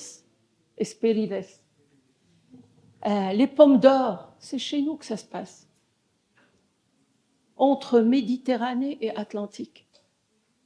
Le fleuve, le Loukous, il est aussi omniprésent dans les sources et les mythes gréco-romains. Donc ces histoires sont très anciennes. Il y a, en parlant de matérialité de cette histoire atlantique, il y a, je crois, 2 ans ou 3 ans, je salue ici une amie qui vient d'organiser un grand salon international des ports, Madame Sana Al-Amrani, merci. Il y a 3 ans, une équipe a fait une excellente découverte sur le site de Bizmoun, Mogador. Voilà justement, ils ont découvert des colliers de coquillages. Déjà, les femmes marocaines utilisaient les coquillages comme bijoux il y a presque 100 000 ans. C'est-à-dire les matérialités sont là. Bon, après, l'historien vient après, ou l'archéologue, pour interpréter. Il y a une vie derrière l'espace. D'abord, il y a l'espace, comment on va l'approcher, mais ce qui est intéressant aussi, c'est la diversité des réactions culturelles face à cet espace. C'est-à-dire la culture de Tanger, la culture maritime de Tanger, ou de Asséla, ou de Sbta, ou du Détroit, n'est pas celle du Sahara atlantique. Mais ce qui est intéressant aussi, parce que heureusement on a une côte de 2800 km, rien que sur la façade atlantique, dont le Sahara, systématiquement, atlantique marocain, il y a une culture maritime omniprésente. Et là, je ne peux, justement, on a un de nos étudiants qui avait fait un master sur la culture Hassani, je crois, à l'Ayoun et à Bojdour. Mais ce qui est intéressant, c'est qu'il a fait un travail de terrain. Il a recensé 150 mots maritimes.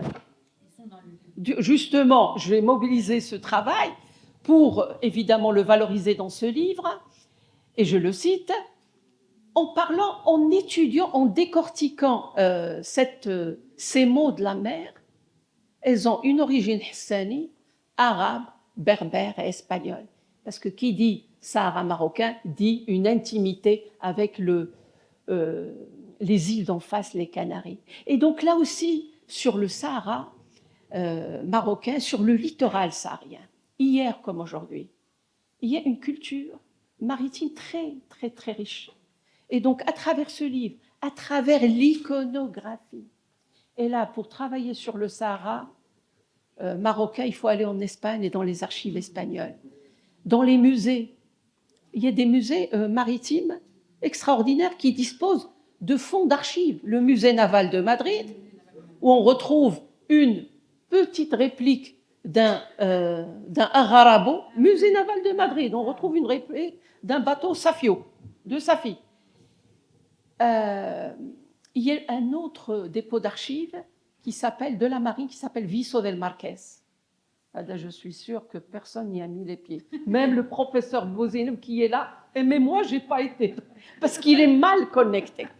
Pour y aller, il faut aller en voiture, je ne conduis pas. Donc, difficile. Mais j'ai le catalogue, l'inventaire de ce Viso del Marqués.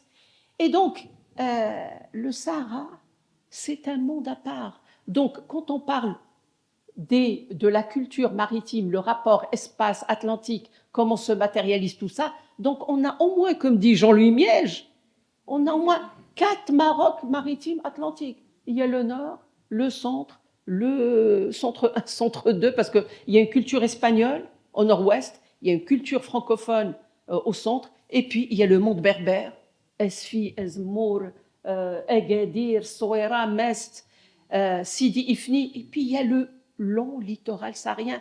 C'est un littoral de 1800 km, rien que pour le littoral saharien. Et le littoral atlantique, c'est 2800 km.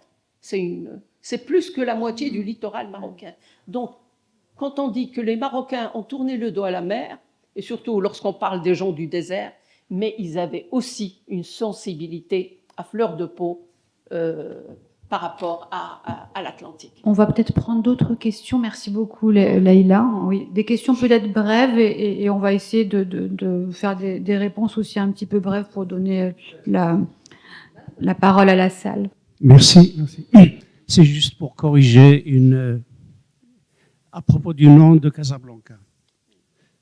Notre collègue, que Dios le tenga en su gloria, le professeur Ramon Lourido, il a un bel article sur l'origine du mot Darbida.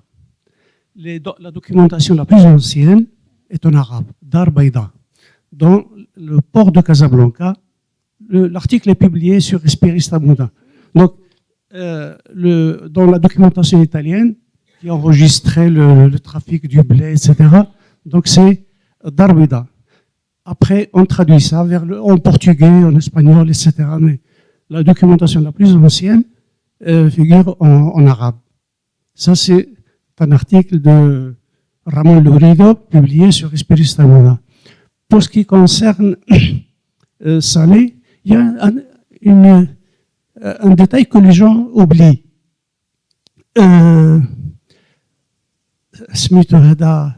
Daniel Defoe, le Robinson Crusoe, vous savez qu'il est parti d'ici.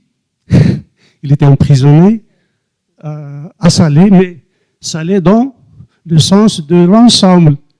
J'ai un document qui définit ce qui entendaient les Européens par Salé. C'est l'ensemble, c'est Rabat plus Salé. Donc là, je crois qu'il faut faire une distinction entre ce qu'on entend, nous, les musulmans, les juifs du Maroc, les Marocains, et ce qu'entendaient les Européens. Pour les Européens, c'est l'ensemble. Lorsqu'ils parlent de Salé, c'est l'ensemble, c'est Rabat plus Salé. Donc, Daniel Defoe, Robinson, était emprisonné ici, et après, il a commencé son aventure de Rabat Salé. Je vais utiliser le nom de l'aéroport de Rabat Salé. Il est parti vers le Cap-Vert, etc., etc. Merci beaucoup. Et félicitations, Leïla, pour cette magnifique... Oui, bien sûr. Oui. Heureusement qu'on a avec nous Rita, qui a publié 2 livres magnifiques, un intitulé Salé et l'autre Rabat. Et donc, elle s'est arrêtée aussi, et moi aussi d'ailleurs, sur ce qu'on appelle un quiproquo toponymique. S'agit-il de Rabat? S'agit-il de Salé? C'est vrai, si vous il y a une confusion pas possible des Européens lorsqu'ils essaient de cerner le mot Salé. Il y a même une confusion au niveau cartographique. On inverse, on met Rabat sur la rive gauche du fleuve et Salé sur la rive droite du fleuve. C'est dire la confusion totale. Mais dans cette confusion, il y a des choses intéressantes. Je pense à une carte de Al-Brizi qui met Rabat sur le site de Salé. D'ailleurs, toi aussi tu la mobilises, où on voit les détails, des détails truculents de la ville, de la morphologie interne de la Médina, des types de navires qui accèdent au port du Bourgrad. Donc c'est vrai qu'il y a une confusion, mais il y a d'autres où on retrouve évidemment la tour Hassan, où on retrouve l'Arkasba des Oudaya. D'ailleurs, il y a des croquis magnifiques de Rabat qui explique pourquoi les Européens n'ont jamais réussi à la prendre. Toujours située sur un promontoire de 30 mètres, inaccessible au commun des mortels. D'ailleurs, on le verra ça plus tard, lorsque les escadres européennes venaient bombarder les ports marocains, notamment Rabat et Salé, ils ont réussi à accéder facilement à Salé, et ils ont cassé le minaret, Diel Jamel Kbir, mais à Rabat, ils n'ont rien pu faire. Donc c'est vrai, il y a cette confusion toponymique, elle est omniprésente. Mais heureusement qu'on a pour ce livre, parce qu'un beau livre, il faut qu'il y ait de l'iconographie et des cartes. On a trouvé des tableaux aussi magnifiques, surtout néerlandais, du XVIIIe siècle. Je les ai mobilisés tous, du musée maritime d'Amsterdam. On retrouve un tableau magnifique de la fin XVIIIe siècle où on voit Rabat, Foblastra, Salé aussi, et une autre d'Alger et son port, qui est magnifique, de Tunis et de Tripoli. Le même artiste, il a peint les 4 ports corsaires.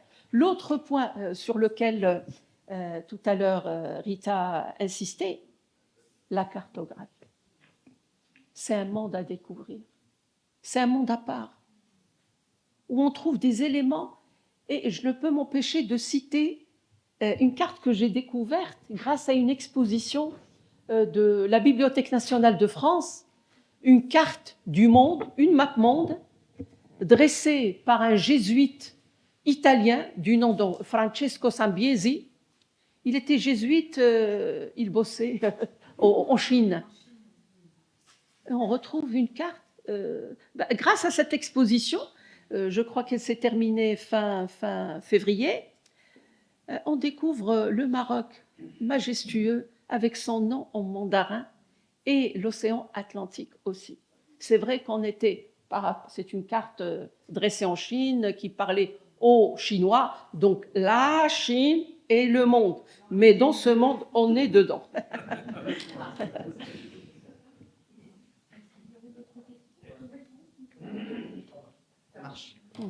Leïla, moi, ma question, c'est de savoir un peu, parce je n'en ai pas entendu parler, je n'ai pas vu ça dans l'ouvrage, mais est-ce que tu peux nous en parler? Est-ce que dans cette histoire racontée par l'Atlantique, il y a des femmes qui sont passées par là? Voilà, c'était ma question. Parce que... Magnifique, très bonne question. Des corsaires. La mer, c'est un monde d'hommes. Alors, si on retrouve des femmes où elles sont captives, et on a une grande captive très connue hollandaise du nom de Mariette Metlin, qui a été capturée par les corsaires de Salé, je crois après la mort de Moulay Ismaïl, je pense vers 1733 ou 32. Et elle va passer quand même 12 ans de captivité ou semi-captivité, parce que, elle tenait un bar ou une taverne. Donc, c'est une semi-captivité. Elle avait des serveurs, mais c'était une femme très intelligente, hollandaise et catholique. Parce que lorsqu'elle a écrit son récit de captivité, elle a dit, moi, j'ai passé d'excellents moments au Maroc. Le seul problème, c'était ses coreligionnaires, non, ses concitoyens, les Hollandais protestants. Comme c'était une femme très habile, très intelligente, parce qu'elle passait son temps à l'intérieur du palais. C'était copine avec la Lakhnata, la femme du sultan Moulay Ismaïl. Elle était très proche du palais. Donc il disait, j'ai passé de bons moments au Maroc. C'était une femme bonne à tout faire. On la retrouve partout.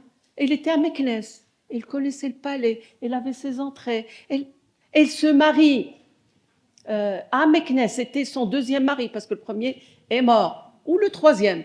En tout cas, m'approche un dirhsad. Mais en tout cas, elle a eu 2 enfants en semi-captivité. Donc, elle retrouvera sa liberté 12 ans plus tard.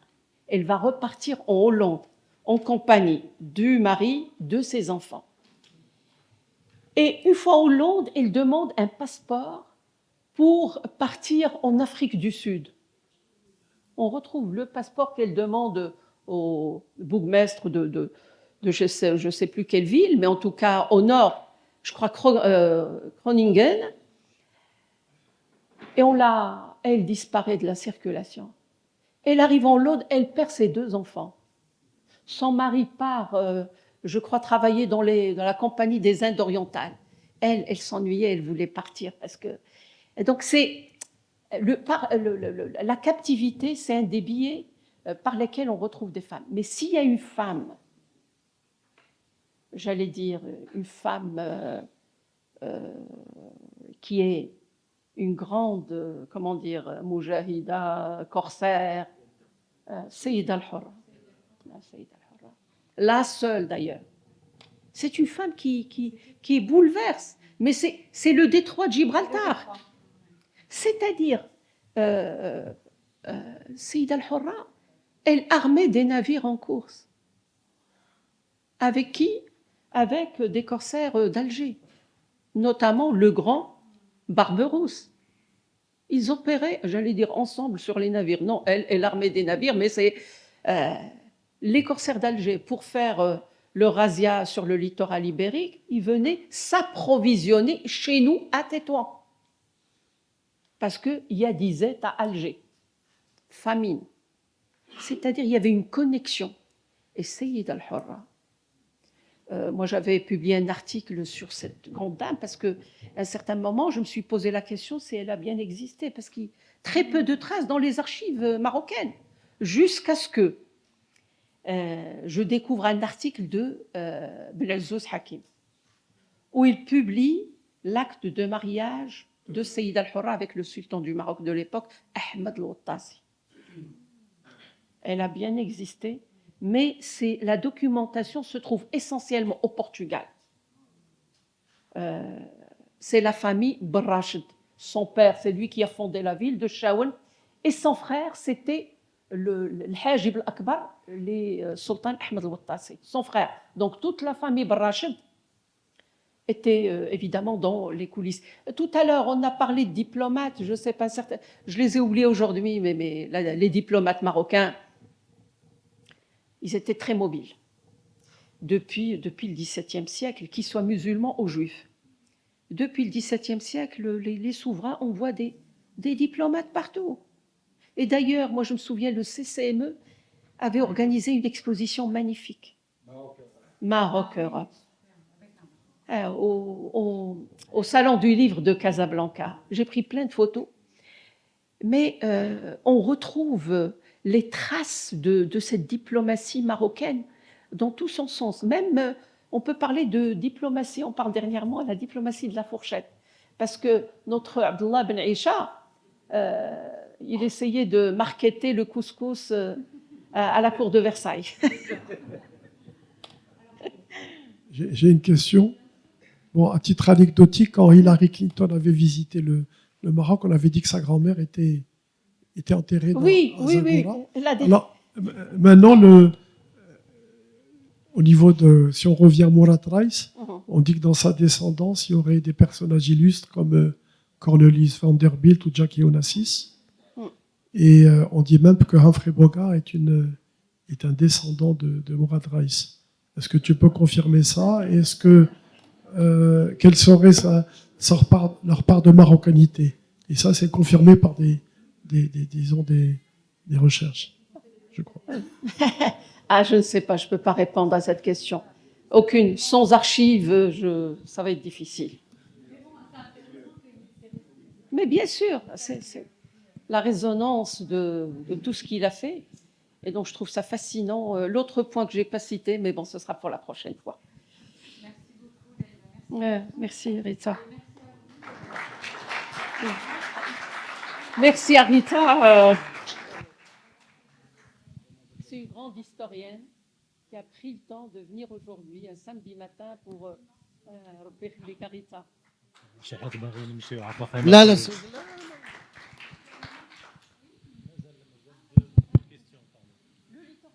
Madame Ziane, oui, c'est vrai qu'on a eu une petite discussion avant cette conférence sur le littoral, pour parler avenir. Et c'est dommage que de Salé jusqu'à Média, ce littoral est délaissé malheureusement, habité par de l'habitat insalubre que vous connaissez, alors que la loi du littoral est claire. Malheureusement, elle n'a pas été appliquée jusqu'à... Ben, c'est une loi à laquelle j'ai participé pour sa rédaction en tant que membre du Conseil national de l'environnement. Et malheureusement, depuis des années, cette loi n'a pas été appliquée. On commence maintenant à détruire quelque part vers Ain Harouda, vers Casa pour la corniche, mais pour Salé, malheureusement, il n'y a rien. Alors que je me rappelle très bien qu'on parlait d'un port pas loin de Sidi Moussa. C'était pour les années 30, il y avait une étude française là-dessus. Et même à la plage des Nations, on parlait d'un port. Et c'est malheureux de voir que ce littoral est délaissé, ni pour le tourisme, alors que toute la côte espagnole, de Barcelone jusqu'à Algeciras, moi quand j'étais étudiant en France, on faisait cette route, c'était du Far West, c'était vide. Maintenant, avec tout ce qui s'est passé avec l'Union européenne, c'est une côte qui actuellement a 45 millions de touristes grâce à ces infrastructures. La question, pourquoi ne pas penser à un port? Il y a la capitale. C'est malheureux que la capitale du Maroc, Rabat, Salé, on n'a pas de port.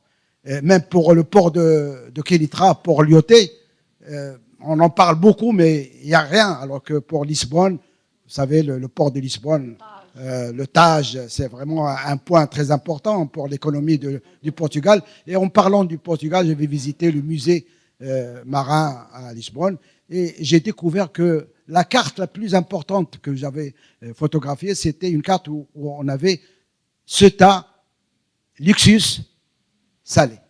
3 villes qui ornaient cette carte historique dont nous sommes fiers en tant que Slaoui de trouver notre ville natale sur cette carte historique. Je voudrais dire aussi que pas loin il y a une dizaine d'années, on parlait d'un musée d'El Jihad al-Bahri. Où ça? C'est le Borj Domoua, qui est connu et qui a été restauré grâce à l'intervention de l'état-major des phares qui ont participé à sa mise à niveau, et que malheureusement il est fermé jusqu'à présent, alors qu'il pouvait être le siège d'un futur musée de ce Jihad al-Bahri connu, de cette agglomération Rabat Salé. Encore une fois, félicitations, tabarakallah alik. Dernière question, tu réponds. Oui, merci beaucoup pour ce voyage à travers l'histoire et à travers l'espace aussi. Moi, l'ingénieur en moi a été beaucoup intéressé par la séquence tétrapode.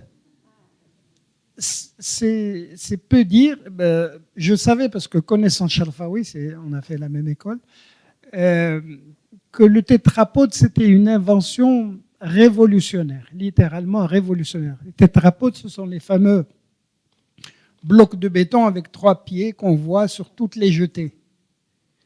Et parce que avant, pour créer une jetée, il fallait amener des blocs, on parle de 20, 30, 40 tonnes, de très très loin, parce que les rochers ne se trouvent pas au bord de la mer. Donc c'était digne de la construction des pyramides, quoi. Et ensuite, quand le béton a été inventé, on faisait des blocs, soit des parallélépipèdes ou des cubes de béton. Le problème, c'est que on ne pouvait que les aligner. D'abord, ils ne tenaient pas en place, puis ensuite, ils s'opposaient de face à la houle. Alors que les tétrapodes ne prennent pas toute la force, ils la dispersent. C'est comme le judo. On utilise la force de l'adversaire, on ne s'oppose pas comme ça. Et en plus, ils sont très très stables. Une fois posés, il faut poser les uns sur les autres, ils sont très stables. Donc, c'était quelque chose. Il y a une autre invention qui a été faite au Maroc, mais celle-là dans les années 70, fin des années 60, c'est qu'il fallait aussi disons qu'il y ait moins de volume de tétrapodes. Il fallait faire en sorte d'augmenter la densité du béton. Et là, on a utilisé les cendres de pyrrhotine qui multipliaient par 2, puis par 3 la densité d'un tétrapode. C'est-à-dire qu'on pouvait, avec le tiers du volume, avoir la même force de résistance. Alors, je voudrais aussi dire que c'est au Maroc que le génie parasismique a été inventé, a démarré en 1960, après le séisme de Agadir. Et tous les règlements font référence à ce... Et il a été même expérimenté pour la reconstruction d'Agadir. Voilà.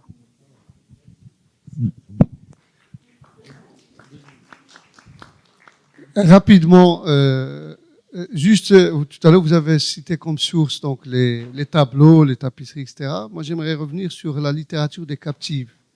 Parce qu'il y a une trentaine d'années, j'ai eu la chance de participer à un groupe de chercheurs. On avait fait une étude comparée sur les romans de l'époque avec un professeur, c'est parce qu'il est devenu M. Loistet de Tétouan. Et donc, on avait fait toute une étude sur la littérature des captives, dont celle que vous avez citée. On avait, je pense, un corpus de 15 livres à l'époque. Je ne sais pas ce qu'il en est. Est-ce que c'est une source que vous avez puisé un peu dedans? Si vous pouvez juste en dire un mot. Merci. Peut-être je démarrerai par ça. Oui. Moi, j'ai beaucoup travaillé sur le thème de la contrainte et de la captivité. D'ailleurs, le dernier en date, on a publié un dossier de pratiquement, je crois, 400 pages sur captifs et captivité en Méditerranée. On les a publiés en France dans les cahiers de la Méditerranée. On a réuni les grands spécialistes de l'époque. On avait un projet volubilis avec Nice, mais aussi avec Tunis. On a réuni plusieurs universités, des spécialistes sur la thématique. Et donc, ce qui est intéressant, c'est qu'il y a des centaines de récits de captivité. Parce que je les ai mobilisés à fond. On lit. Bon, heureusement, maintenant, il y a l'intelligence artificielle, mais à l'époque, il fallait tout lire, relire, etc. Mais c'est un monde fascinant, le monde de la captivité. D'ailleurs, l'Institut du monde arabe organise une très belle exposition, Esclavage en Méditerranée, où on retrouve les galériens par qui on a commencé tout à l'heure, des galériens maghrébins en fer dans le port de Marseille. On les retrouve dans cette exposition. C'est des sources qu'on connaît, italiennes, notamment de Livourne, mais elles sont mobilisées pour cette œuvre. Donc les récits de captivité, c'est un monde. Tout à l'heure, qui a parlé de Borj Domoy? Tu as parlé de Borj Domoy. Les archéologues ont retrouvé à Borj Domoy le nom du plus grand captif de tous les temps, le fameux Germain Mouet, qui nous a laissé et son récit de captivité et l'histoire de Moulay Archi. Ils ont retrouvé son nom, Borj Domoy. Mouet, Germain Mouet, c'est un Normand. Il est de la Haute-Normandie. Il a été capturé en 1671. Il a passé 11 ans de captivité au Maroc. Il nous a laissé aussi un glossaire à la fin. Il avait appris Darija al-Maghribiya, il explique aux Français. Voilà, comme on dit en français, en Darija, un beau glossaire à la fin. Mais il y a un travail extraordinaire qui a été fait par Turbedelov, un historien juif qui malheureusement n'est pas très connu. Il a été publié dans les années 70, où il a repris tous les récits de captivité en donnant un résumé de chaque. Turbedelov, un travail extraordinaire sur ce monde fascinant qui est le monde de la captivité. Donc,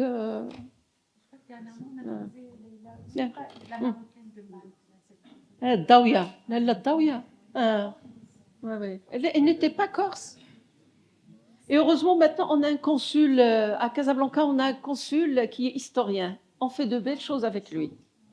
On a des amis communs qui sont spécialistes de l'ordre Saint-Jean de Malte. Donc, on est en train de préparer quelque chose pour septembre. Ah oui, La Valette, il y a beaucoup beaucoup d'archives. Alors, si vous voulez faire signer le livre de Leïla, elle est là pour ça aussi. Donc, je crois que- Pour ne pas oublier, Oui. il y a Aboudalal qui vient de faire... dès que je vois c'est Aboudalal, je pense à sa casquette de diplomate. Parce qu'on a eu beaucoup de diplomates qui sont partis dès la fin du XVIe siècle et XVIIe au Royaume-Uni, à Londres. Mais il y en a un, Belhadou Attar. Imaginez l'Angleterre, elle a sorti une monnaie où on retrouve à l'effigie de Belhadou Attar. Et en arrière-plan, qu'est-ce qu'on voit? Tanger, la ville de Tanger. Parce que Tanger est restée anglaise pendant une vingtaine d'années. Et il y a un tableau magnifique de Belhadou sur son cheval. Et puis voilà, donc...